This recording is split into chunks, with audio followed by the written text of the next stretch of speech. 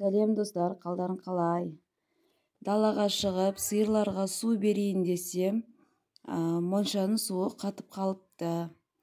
Барлығын тасып алып, моншаға от жағып қойдым. От салып қойғаннан кейін, мына жерді сыпырып, жинап алдым. Шашылып кеткен екен. Алдында да осылай қатты суық болғанда, жолдасым от жаққан болатын. Шашылып қалыпты. Түн ішінде жаққаннан кейін жинастырмағанбыз. Осылай арасында от жағып тұрамыз. Қатты күн суытқанда су қатып қалады. Су әлі ерімеген. Тағы да шелегімді алып, тезекті әкеліп дайындап, тағы да пештің ішіне тағы да толтырып салып қойдым.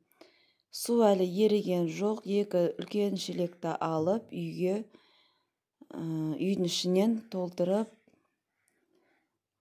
су құйып, жаңағы сиырларға алып шықтым. Осылай су беріп жатсам, үшеуі таласып, суды төгіп тастады. Моншадан қайтадан су алып, осылай қайтадан су бердім.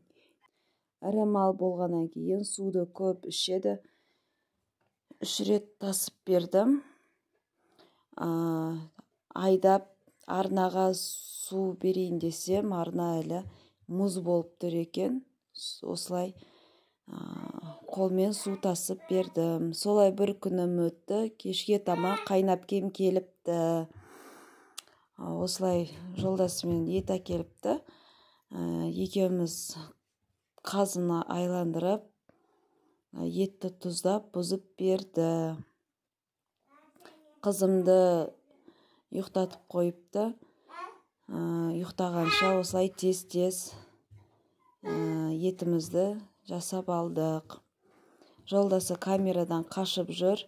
Мына свет деген, негізі свет жанып тұр. Освещениесі дұрыс болмай қалыпты. Камераны, телефонды дұрыс қоймаппын. Болдық дегенде қызым ояныпты. Барлығын сүртіп, жинастырып, шайларын бердім. Қызым ызыңдап, ұйқысын аша алмай, мазасы кетті. Осылай тұрдық екеуміз. Барлығын жинастырып, ыдысты жуып жаттық.